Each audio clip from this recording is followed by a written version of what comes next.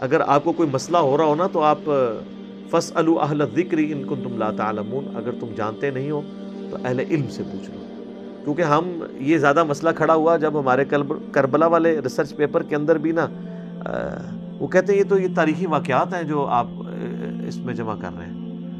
تو یہ مسلم شریف جو ہے وہ تاریخ کی کتاب تو نہیں، حدیث کی کتاب ہے، اور تاریخ بیان کرتی ہے. اس اعتبار سے تو قرآن میں بھی تاریخ بیان ہوئی ہے. حضرت یوسف علیہ السلام کی پوری بایوگرافی کیا ہے؟ حضرت یوسف کی تاریخ ہے. ایک سوال ہوا تھا کہ حضرت یوسف علیہ السلام کے آباء و اجداد کا تو مسکن تھا شام، یہ بنی اسرائیل جو ہے وہ مصر میں کیسے پہنچ گئے؟ تو اس کے جواب میں پورے سورہ یوسف نازل ہوئی کہ اس طرح وہ پہنچے تھے. تو تاریخ بیان ہوئی. حضرت موسیٰ علیہ السلام کی تو اتنی ڈیٹیل تاریخ بیان ہوئی ہے، کتنے واقعات بیان ہوئے ہیں. تو اس طرح احادیث کے اندر بھی تاریخ، نبی علیہ السلام کے مبارک زمانے کی تاریخ، صحابہ کے زمانے کی تاریخ، ایون تابعین کے زمانے میں بھی جو تاریخ ہے وہ بیان کی ہے، اور انہی اسناد کے ساتھ بیان ہوئی ہے. اب چونکہ اسناد وہی ہے تو اس پہ حدیث کا ورڈ ہی بولا جائے گا، اسے آپ یہ تاریخ نہیں کہیں گے. اور محدثین اسے حدیث ہی شمار کرتے ہیں، اور اس کی نمبرنگ حدیث کے اوپر ہی ہوتی ہے. مثلا یہ جو صحیح مسلم کی حدیث ہے 4776 کہ عبد الرحمن بن عبد رب کعبہ تابعی جو ہیں وہ خانہ کعبہ شریف کے صحن میں داخل ہوتے ہیں، اور وہ دیکھتے ہیں کہ عبداللہ بن عمر بن عاص خانہ کعبہ کے سائے میں بیٹھے ہوتے ہیں اور اپنے ساتھیوں سے احادیث بیان کر رہے ہوتے ہیں. وہ بھی جا کے بیٹھ جاتے ہیں تابعی، تو وہ حدیث بیان کرتے ہیں اطاعت امیر کے اوپر، کہ نبی علیہ السلام نے ہمیں اس کی تلقین کی تھی کہ اپنے امیر کی اطاعت کرنی ہے ہر حال میں. تو وہ چپ کر کے وہ تابعی سنتا رہتا ہے. اینڈ پہ وہ کہتا ہے کہ حضرت کیا یہ بات آپ نے رسول اللہ سے خود سنی تھی صلی اللہ علیہ وسلم؟ وہ کہتے ہیں ہاں، میری آنکھوں نے نبی علیہ السلام کو دیکھا، میرے کانوں نے سنا، میرے دل نے آپ کی بات یاد رکھی.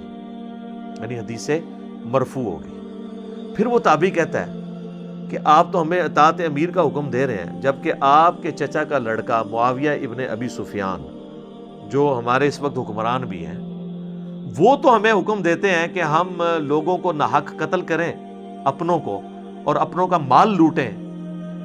اب یہی کام دو سب سے بڑے ہو سکتے ہیں نا حقوق العباد میں، کہ قتل ناحق اور کسی کا مال حرام طریقے سے ہڑپ کرنا. جبکہ اللہ تو قرآن میں سورہ نساء کی آیت نمبر 29 وہ تلاوت کرتا ہے تابعی، کہ اللہ تعالیٰ فرماتا ہے مت اپنوں کو قتل کرو اور نہ مال ناحق طریقے سے ہڑپ کرو. تو اب عبداللہ بن عمر بن عاص جو ہے نا اس بات کو سن کے نا خاموش ہو جاتے ہیں تھوڑی دیر کے لیے. پھر وہ سر اٹھا کے کہتے ہیں کہ معاویہ کی اطاعت کرو ان کاموں میں جس میں وہ اللہ کے حکم کے مطابق حکم دے، اور جس میں وہ اللہ کی نافرمانی کا کہیں تم معاویہ کی نافرمانی کرو. اب یہ حدیث آئی ہے تو اب پوری کی پوری آل امیہ اکھڑتی تھی اس حدیث سے. کہتے ہیں جی یہ حدیث کہاں سے، اس میں نبی علیہ السلام کا کون سا فرمان ہے؟ سر نبی علیہ السلام کا فرمان موجود ہے نا اس کے اندر، اطاعت امیر. اچھا اگلا، اس تابعی نے جو کراس کوشچننگ کی ہے وہ کس بنیاد کے اوپر کی ہے کہ آپ اطاعت امیر کے اوپر حدیثیں سنا رہے ہیں اور ہمارا حکمران تو ہمارے ساتھ یہ کر رہا ہے. تو وہ صحابی جو ہیں اس کے اوپر رسپانس کرتے ہیں کہ اس کی بات نہ مانو تو حدیث موقوف بھی ہوگی، اور تابعی کا پوچھنا سوال کرنا حدیث مقطوع بھی ہوگی. تو یہ ساری کی ساری چیزیں اس کے اندر جمع ہو جاتی ہیں.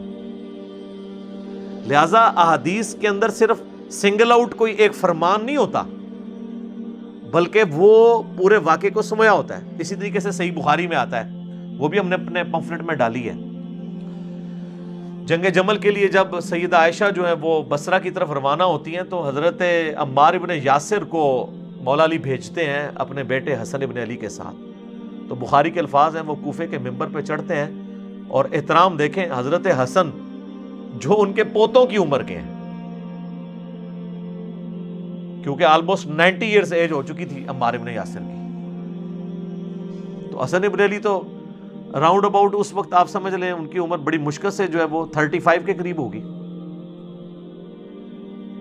تو حسن بن علی کو وہ ممبر کے اوپر والے حصے پہ بٹھاتے ہیں اور خود نیچے کھڑے ہو کے خطبہ دیتے ہیں. بخاری کے الفاظ ہیں, عمار بن یاسر کہتے ہیں کہ دیکھو لوگو, سیدہ عائشہ جو ہیں وہ بصرہ سے روانہ ہو چکی ہیں, وہ دنیا اور آخرت میں تمہارے نبی کی بیوی ہے. اللہ, احترام نہیں کام کیا.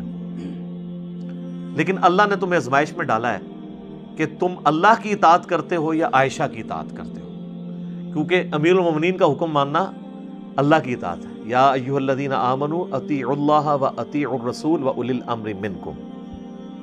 اس کے تحت اب امام بخاری اس حدیث کو نا سیدہ عائشہ کے فضائل کے چیپٹر میں لے کے آئے ہیں. آپ تو حضرت عائشہ کے فضائل بھی جو ہے نا بغیر کربلا کے پڑھ نہیں سکتے, بغیر جنگ جمل صفین اور نہروان کے پڑھ نہیں سکتے. اب یہ لوگ ہوتے ہیں نا ناسبی, تو یہ امام بخاری کو مشورہ دیتے ہیں کہ حضرت اتنی لمبی حدیث کیا لکھنے کی ضرورت ہے, آپ بس اتنا لکھ لیں کہ عمار ابن یاسر نے خطبہ دیا اور انہوں نے فرمایا کہ عائشہ دنیا اور آخرت میں تمہارے نبی کی بیوی ہے, تو ان کا مسئلہ بھی حل ہو جاتا. لیکن یہ اس صورت میں ہوتا جب آپ امام بخاری کو ریال لگاتے اور وہ ریال خور بھی ہوتے. آپ کے لگانے سے بھی انہوں نے ریال خور نہیں ہونا تھا. تو اب وہ کہتے ہیں یار یہ حدیثیں جو بیان کر رہے ہیں, او بھائی آپ بھی جتنی حدیثیں بیان کر رہے ہو نا, تاریخ اس کے اندر گوندھی ہوئی ہے. اور حدیث تو چھوڑ دیں, قرآن کے اندر تاریخ گوندھی ہوئی ہے.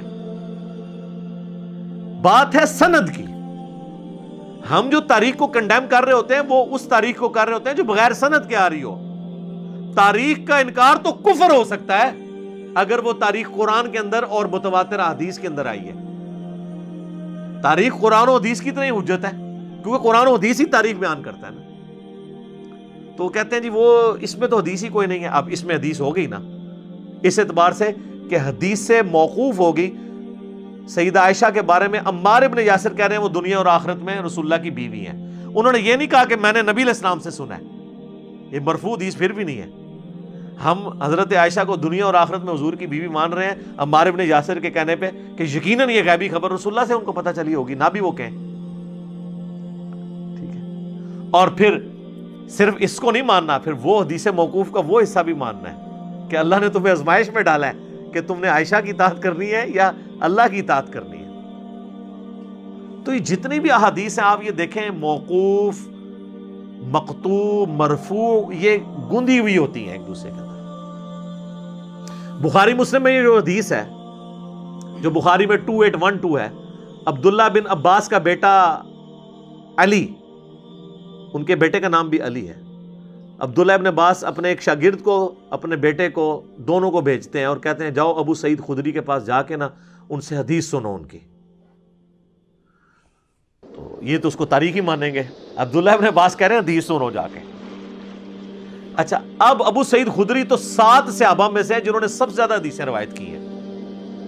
حضرت ابو ہریرہ, عبداللہ بن عمر, انس بن مالک, اما عائشہ, جابر بن عبداللہ, عبداللہ بن عباس اور ابو سعید خدری. یہ 7 صحابہ ہیں جنہوں نے سب سے زیادہ حدیثیں روایت کی ہیں. ان میں سے ابو سعید خدری ہیں.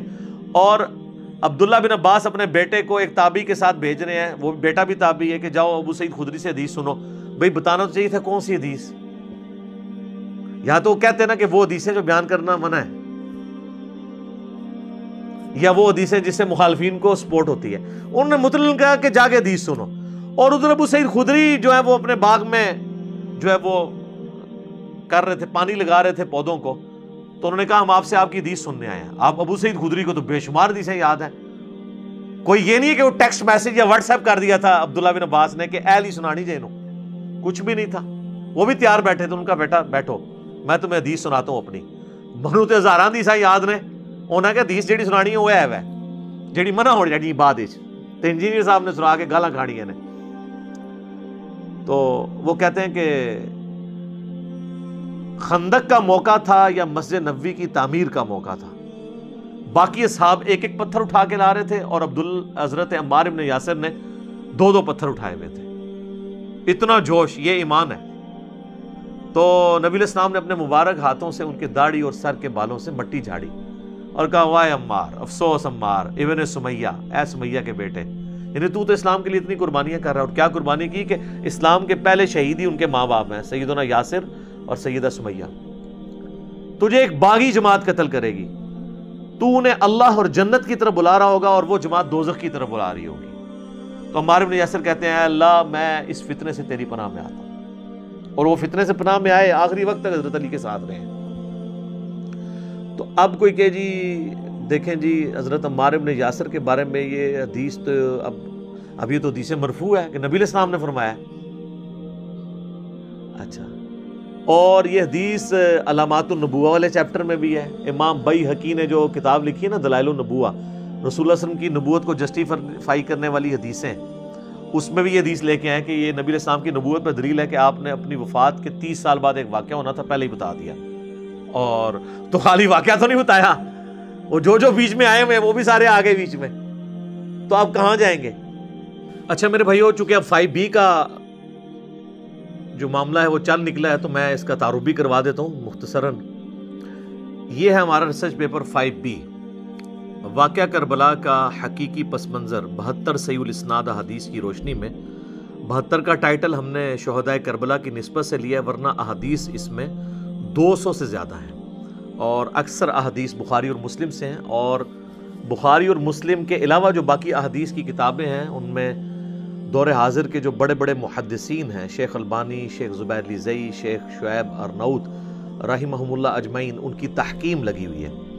اور یہ اللہ کے فضل سے سب سے پہلے میں نے عربی میں لکھا، اس کا پھر اردو ترجمہ ہوا، پھر ہندی ترجمہ، اور پھر انگلش ترجمہ۔ اس میں نے بڑے بڑے 6 ٹاپکس کور کیے ہیں اور احادیث لی ہیں۔ اب تو آپ کو حدیث کا مطلب سمجھ آ گیا ہوگا کہ حدیث کا مطلب ہے کیا۔ تو کوئی حکمرانوں کی لکھوائی ہوئی تاریخ نہیں ہے آل امیہ اور آل عباس کی۔ اس میں جو 6 بڑے بڑے ٹاپک کور کیے ہیں ان میں پہلا تھا منہج نبی صلی اللہ علیہ وآلہ وسلم پر قائم خلافت راشدہ کی صحیح مدت کتنی تھی، اور خلافت کے اہل حقیقی خلفائے راشدین کون تھے، یعنی سیدنا ابو بکر، عمر، عثمان و علی اور حسن ابن علی رضی اللہ عنہم اجمعین وعلیہم السلام اجمعین۔ دوسرا ٹاپک خلیفہ راشد سے بغاوت بدعت ہے، جنگ جمل، صفین اور نہروان میں سیدنا علی کی حقانیت اور شہادت سیدنا عثمان کے اصلی اسباب، جعلی اسباب نہیں کہ وہ ایک عبداللہ ابن سبا تھا اس نے سب کی مت مار دی نعوذ باللہ۔ آل امیہ کو بچانے کے لیے احادیث سے میں نے بتایا کہ یہ آل امیہ سبب بنی ہے۔ تیسرا ٹاپک رسول اللہ صلی اللہ علیہ وآلہ وسلم نے اپنی وفات سے 1 مہینہ قبل مستقبل میں ہونے والے حکومتی بگاڑ سے متعلق غیبی خبریں دے دی تھیں۔ چوتھا ٹاپک چوتھے خلیفہ راشد سیدنا علی کے فضائل کا بیان اور ان پر ممبروں سے لعنت کرنے کی بدعت کب اور کس نے ایجاد کی۔ پانچواں ٹاپک حضرت معاویہ رضی اللہ تعالیٰ عنہ کو حکومت مل جانے کے بعد سے بتدریج امت پر کیسی ملوکیت مسلط ہوئی اور اس کا بھیانک نتیجہ کیا نکلا۔ اور چھٹا ٹاپک سیدنا حسین رضی اللہ تعالیٰ عنہ علیہ السلام کے فضائل کا بیان اور یزید ابن معاویہ کی ملوکیت میں اس کے گورنر عبید اللہ ابن زیاد کے ذریعے مظلومانہ شہادت۔ یہ 6 ٹاپکس کور کیے ہیں۔ 200 احادیث کم از کم اس کے اندر ہیں، بلکہ اس سے زیادہ ہی ہیں۔ مثلا 33 نمبر کے اوپر غدیر خم کے کم از کم میں نے 8 طرق اس میں لیے ہیں، نمبر 1 دیا ہے لیکن احادیث جو ہیں وہ 8 مختلف طرق اس کے جمع کیے ہیں۔ تو یہ آپ ہماری ویب سائٹ اہل سنت پاک.com سے فری ڈاؤن لوڈ کریں، ریسرچ پیپرز والے پورشن میں جا کے 5B ریسرچ پیپر اردو میں بھی کر سکتے ہیں، عربی میں بھی، انگلش میں بھی، ہندی میں بھی۔ ہارڈ کاپی بالکل مفت منگوا سکتے ہیں، اور صرف یہ نہیں بلکہ اس کے ساتھ 8 ریسرچ پیپرز اور ہیں، کل 9 ریسرچ پیپرز اور 3 اذکار کارڈ، 12 کا پیکج آپ ہماری اکیڈمی میں صبح 9 سے لے کر شام 5 بجے تک رابطہ کریں۔ ہماری اکیڈمی کا نمبر ہے +923215900162، پاکستان میں کریں گے تو 032159000162، لیکن ڈاک صرف پاکستان میں بھیجیں گے، واٹس ایپ انٹرٹین نہیں ہوگا، کال کرنی ہوگی اور ٹیکسٹ میسج بھیجنا ہوگا۔ تو انشاءاللہ TCS آپ کے گھر کروائیں گے، TCS کا آپ کو خرچہ دینا ہوگا 300 روپیز۔ تو انشاءاللہ تعالیٰ یہ 12 کا پیکج آپ کے گھر آ جائے گا، تو آپ یہ پڑھیں تو آپ کو پھر پتہ چلے گا کہ یہ بھی احادیث ہیں جو اگنور کی گئی تھی، اس مکتب فکر کی طرف سے بھی جو اپنے آپ کو حدیث کا چیمپئن سمجھتا تھا۔ تو اللہ کے فضل سے ہم نے حقائق کھول کر پبلک کے سامنے رکھ دی ہیں الحمدللہ۔ تو یہ جتنی حدیثیں ہیں نا، یہ تاریخ کے ساتھ گوندھی ہوئی ہیں، لہٰذا نبی علیہ السلام کا فرمان ہو، صحابی کا فرمان ہو، تابعی کا فرمان ہو، یا ان کے اپنے افعال ہوں، یا وہ کوئی وصف ٹرانسفر کر رہے ہوں، وہ سب کے سب احادیث کی کیٹیگری میں فال کرتے ہیں، اس کے لیے حدیث کا لفظ ہی بولا جاتا ہے۔ تو میرا خیال ہے اب آندہ انشاءاللہ کوئی پوچھے گا نہیں کہ یہ حدیث نمبر اس کو کیوں لکھا ہوا ہے، میں نے حدیث کا بتا دیا۔ اور اب آپ اپنے علماء سے پوچھیں کہ وہ بیچارے خود کہاں علم حدیث حاصل کرتے رہے اور آپ کو انہوں نے کیوں نہیں یہ بات بتائی، آپ تو پہلی بار سن رہے ہیں کہ یہ ساری چیزیں احادیث کی کیٹیگری میں فال کرتے ہیں۔ آپ کی قسمت اچھی ہے کہ اذانیں شروع ہو گئی ہیں، ورنہ تو میں پھر پورا 5B تواڈے کو لگا دینا سی کربلا والا ریسرچ پیپر۔ تو اللہ تعالیٰ سے دعا ہے کہ جو حق بات میں نے کہی اللہ تعالیٰ ہمارے دلوں میں راسخ فرمائے، اگر جس بات میں میرے منہ سے کوئی غلط بات نکل گئی تو اللہ تعالیٰ ہمارے دلوں سے اسے دھو دے، ہمیں معاف بھی فرما دے، ہمیں کتاب و سنت کی تعلیمات پر عمل کر کے دوسرے بھائیوں تک پہنچانے کی توفیق عطا فرمائے۔ سبحانک اللہم و بحمدک، اشہد ان لا الہ الا انت، استغفرک و اتوب الیک، وما علینا الا البلاغ المبین۔ جزاکم اللہ خیرا۔